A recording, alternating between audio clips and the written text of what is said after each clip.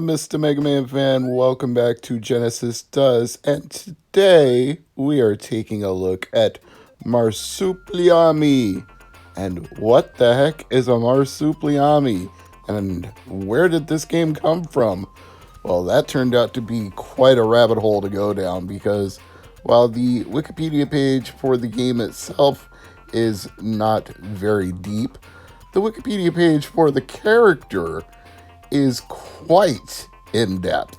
So I'll keep it brief. I won't go through the entire history, but if you're wondering where this character comes from, like I was, you'll want to know some of this. Ahem.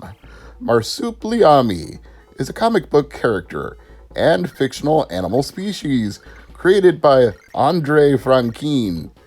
His first appearance was in the 1952 January 31st issue of the Franco-Belgian comic Spirou. Since then, it has appeared regularly in the popular Belgian comic series Spirou and Fantasio as a pet of the main characters. Until Franquin stopped working on the series, the character's final appearance in his lifetime was 1970. In the late 1980s, another of the same species, distinct from the one owned by Spirou and Fantasio, got its own successful spin-off called Marsupilami, written by Greg, Jan, and Dugommier, and drawn by Batem. The 1987 release marked the debut publication of the publishing house Marsu Productions, which was named after the character. So, if you haven't already figured it out from what I've just explained to you, this is a beloved comic book and cartoon and animated character in its native region in the Franco-Belgian comics, as noted here, and very little known outside of that region. So the fact this game even got ported to the Sega Genesis in the United States, I consider to be something of a minor miracle. Reportedly, November 1996 in the United States, but I can't confirm that. There's no specific date other than 1996. We do know it came out a full year earlier, November 1995 in the United Kingdom, but not an exact date. And in Brazil, it came out a few months earlier in June of 1996, but again, no specific date on that, no day in the month for that release. So the information on the game itself is scant, and, well, I don't own a physical copy. I didn't even know this existed until I started playing it, so I did track down the prices for it, though. It looks like it came in two different versions. A cardboard box version, which you can get for around $25, and a hard shell version that goes for around $23. So relatively interchangeable in terms of pricing, which is not always the case. Sometimes the cardboard box versions go for way less or way more, depending on how many were produced. And this character, the Marsupilami, has a very flexible tail, which he can use like a whip to hit enemies that are in his way. He can form a staircase with it to traverse obstacles. He can inflate it like a balloon to scare an elephant. And with all these abilities, you would think he would be able to overcome any difficulty in his path, but that is not my experience. Now, if I had a complete version with the box and manual, perhaps I would learn a little more that would enable me to do a simple thing like jump through this flaming hoop.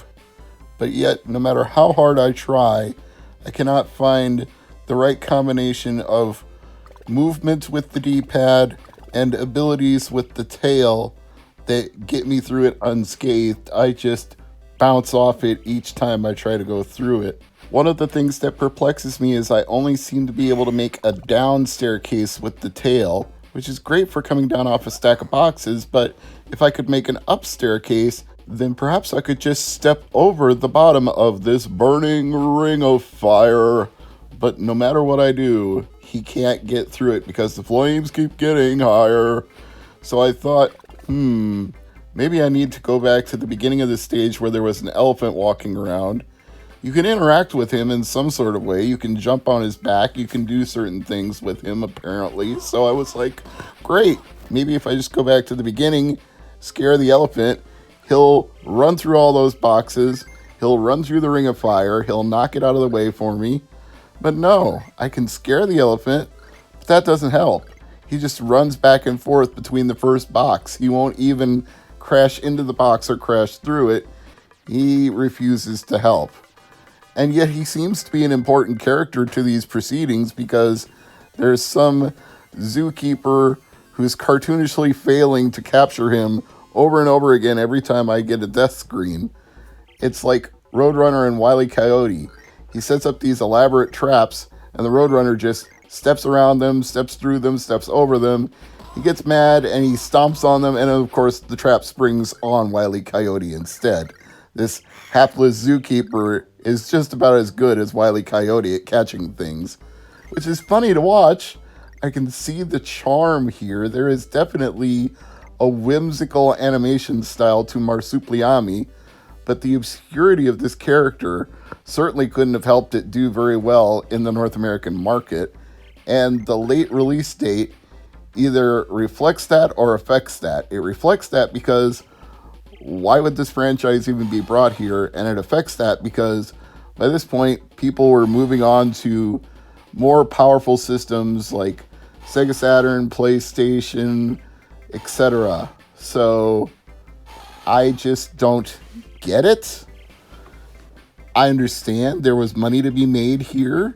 It is a very big franchise in other markets, but attempts to bring it here have backfired in spectacular ways. In fact, Disney was the subject of a very bad lawsuit for them because they were supposed to produce the show and failed to deliver on their promises. They got sued by Marsu. Marsu was awarded $8.4 million in a judgment against Disney, and that settlement was upheld on appeal. So you don't very often hear of Disney losing lawsuits to the tune of multi-million-dollar judgments. And in this case, they did. So that may further complicate why Marsupilami is obscure here, because who's going to touch the license after Disney got their ass beat down in court? Very few people indeed. Well, it's a fascinating game. It's not very easy to control, though. The platforming is slippery. Selecting the options with the toolboxes at the top is cumbersome. And getting the action that you want to perform to complete a level to happen seems to be nigh impossible. I gave it a good faith effort, and admittedly, if I could pass this Ring of Fire and get to the next stage, I might think more of Marsupilami, but it just seems to me that the scores that called it mediocre to average from the reviews of the day were pretty much on the mark. There's nothing that special here. I'm Mr. MegaManFan. Thanks for watching, and if you know what I was doing wrong, leave a message in the comments below. I'll see you next time.